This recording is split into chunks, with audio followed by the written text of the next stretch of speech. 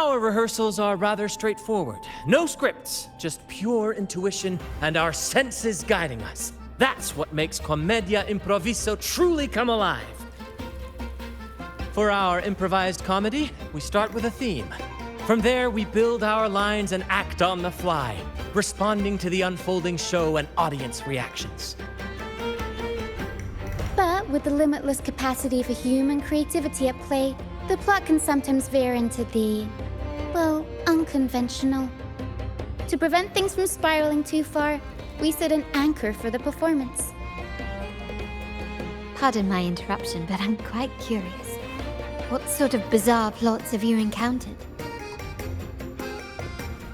Well, something like a humble craftsman from a small town sets sail on a rainy night, stumbles upon ancient ruins, is reincarnated with superpowers, and then decides to conquer the galaxy, becoming the Emperor of the Stars. So, we draft a basic outline that assigns roles and guides the plot's direction.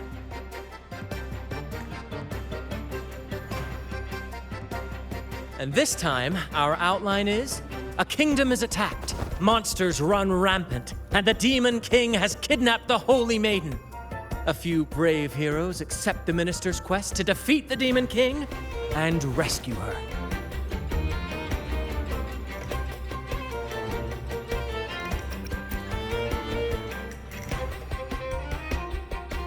This outline holds special meaning. We want to pay tribute to the play once performed by the Blessed Maiden herself, which was also about a hero facing a Demon King.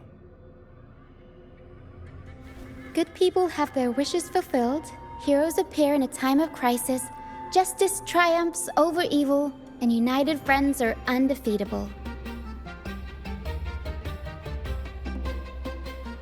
This is the tale the Blessed Maiden once told, and it's a universal story we want to portray.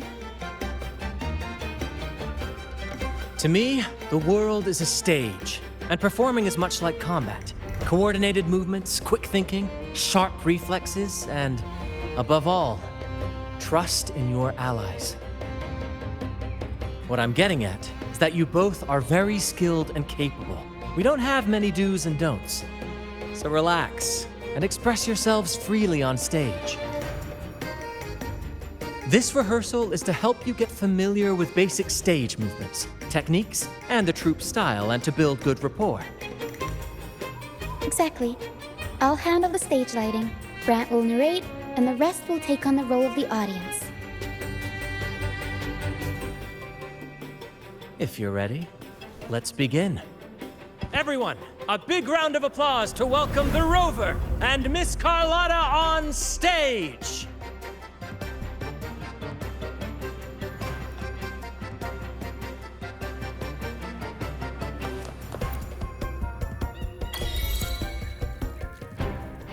All right, next I'll spin the prologue of our tale, setting the scene for how our brave heroes first crossed paths. Once upon a time, a hero roamed the world. Undaunted by the lack of a divine vessel, she embarked on a perilous journey across tempestuous seas. Alone in the dark, a young girl of untethered spirit soared against towering barriers with wings of defiance. The winds of fate brought them together.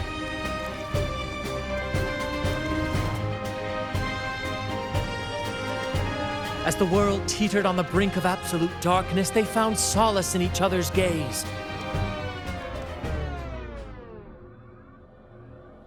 Together they became unshakable allies, standing strong against the tides of fate.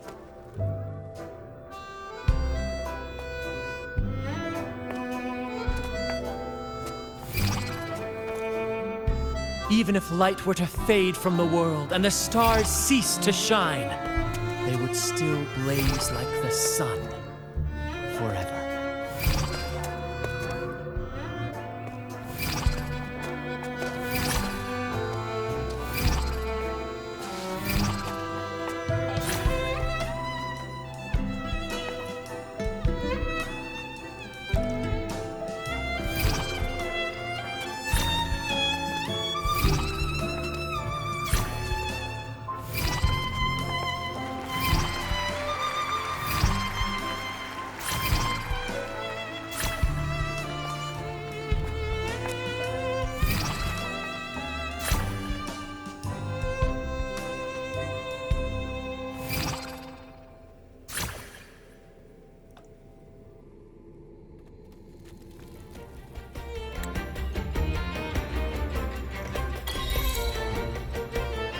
Bravo! Bravo!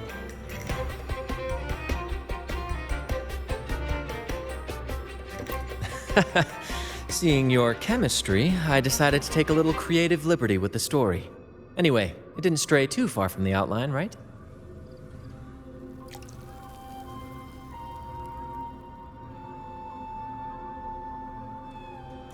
The thrill of improvisation is in its unpredictability.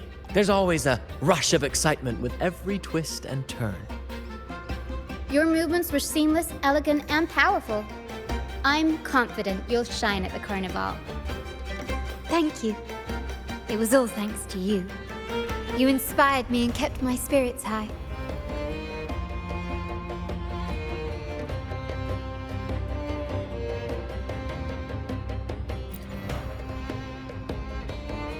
You'll master it in no time, I'm sure. All right, that's enough for today. Let's save the grand reveal for the carnival. Oh, and speaking of which, there's still something we need to prepare for you, isn't there? You mean the essential item for the carnival performance? Don't worry. I've taken care of everything. Oh, so it's handled then. I can't wait to see it.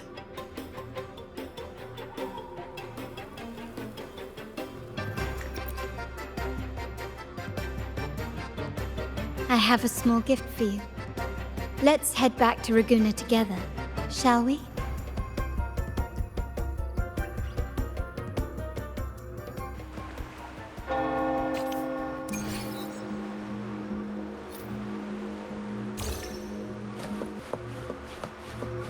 This way. Please, follow me.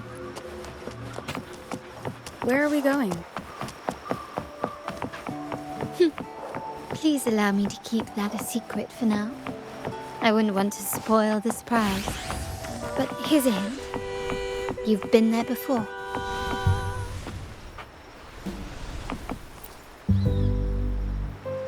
Oh, dear Lady Carlotta, thank the Sentinel you are finally back. I was just about to close up shop to prepare for tomorrow's carnival. You have completed my request, haven't you? Of course, Lady Carlotta.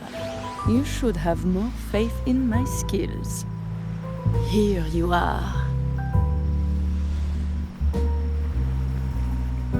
A small token of my appreciation.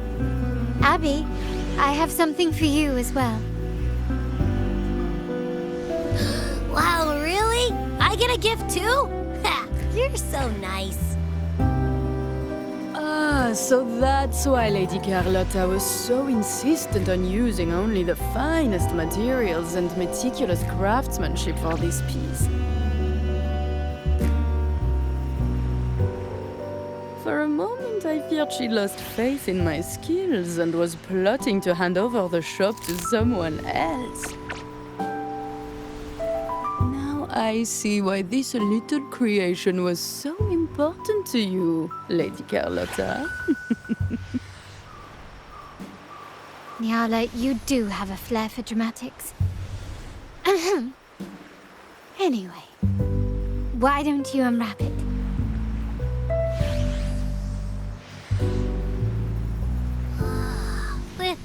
This is...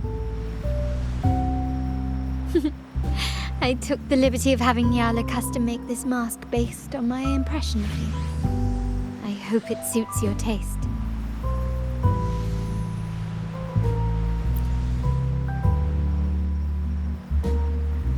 I'm pleased you like it.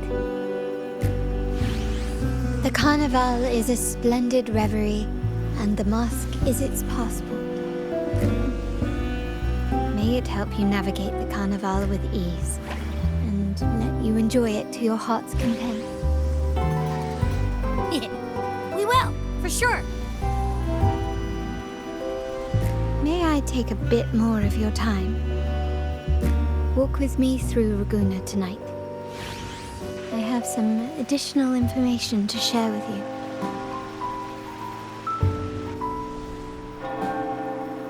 Raguna.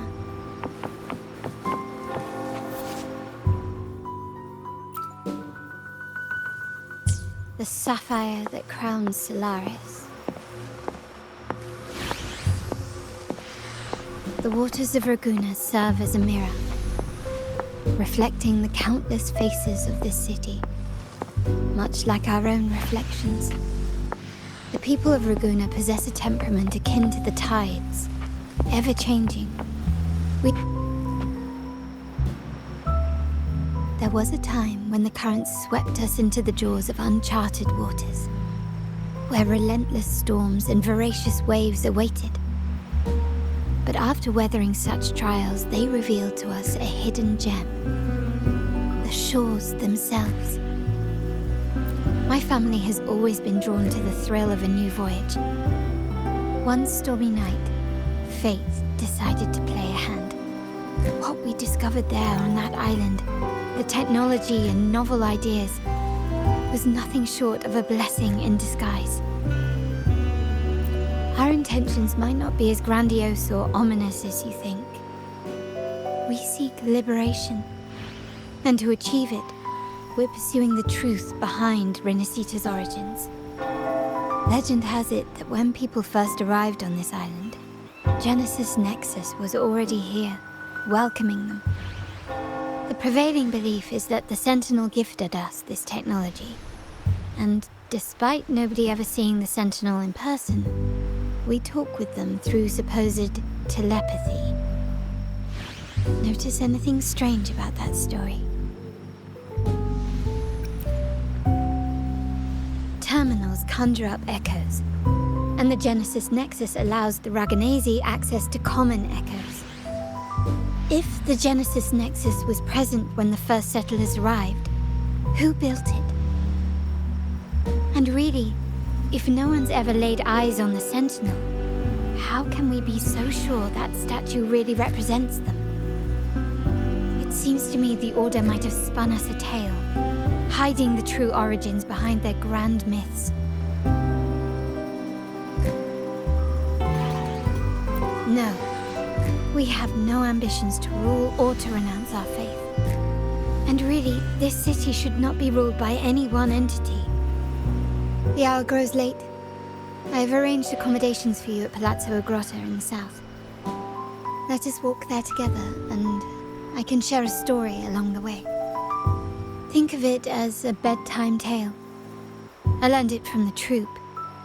It's about Fleur de Lis, the Blessed Maiden. Once, the Blessed Maiden was just a simple peasant girl. During the Sentinel's gratitude rite, the young Fleur de Lis managed to sneak past the guards and drink the sacramental wine. Every drop.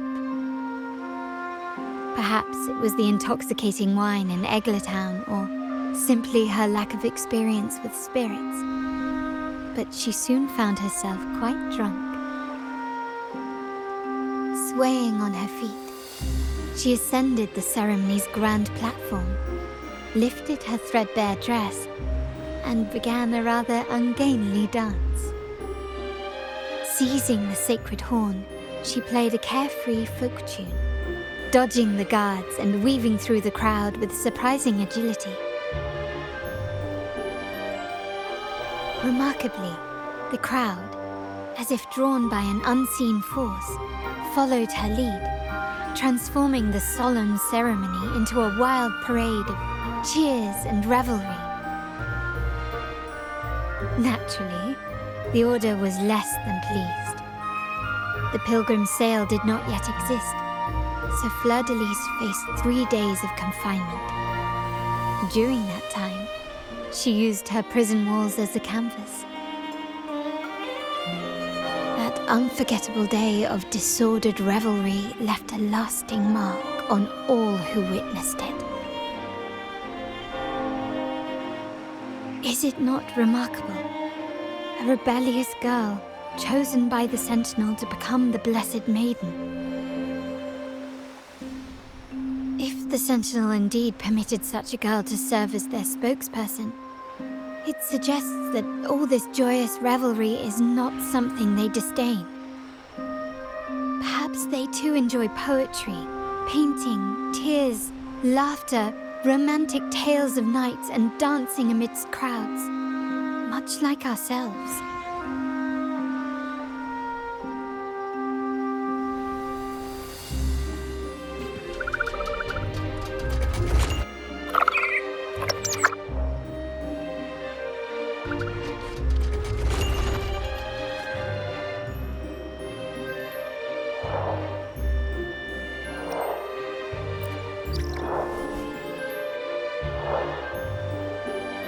The people of this island came from diverse civilizations now lost to time.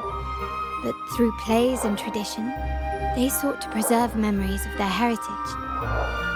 In the past, while the clash of cultures led to conflict, the Raganazi united through faith, restoring balance even if precarious. To maintain this unity, we've always needed both a sentinel and a play based on a shared legend that gives us roles. Yet this play has endured for so long that we've become defined by our roles. Noble, commoner, believer, merchant. What was meant to unite us now stifles us.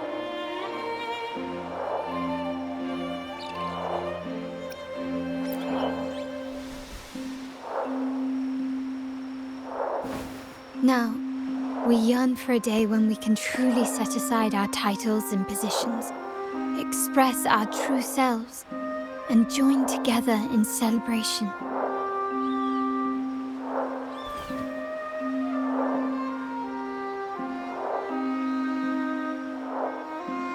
Yes, born from hope and idealism, it reminds the Raganazi of our initial vision of equality and freedom. It also affirms our true worth. While the Order's true intentions remain unclear, we are certain their influence has already eroded the very foundations of our society. People revere the divine figure the Order has constructed, yet they also live in fear of punishment. Legends become accomplices in fostering ignorance, and faith becomes the loyal executioner of cruel punishment. An invisible cage has trapped us all. Speaking of freedom within a cage is absurd. Fear and ignorance are our foremost enemies.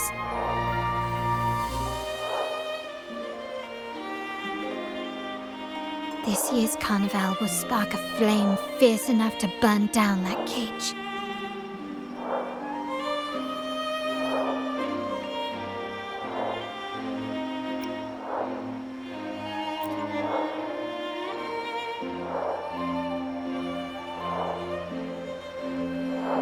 Rest well, and tomorrow we shall take the stage together at the carnival.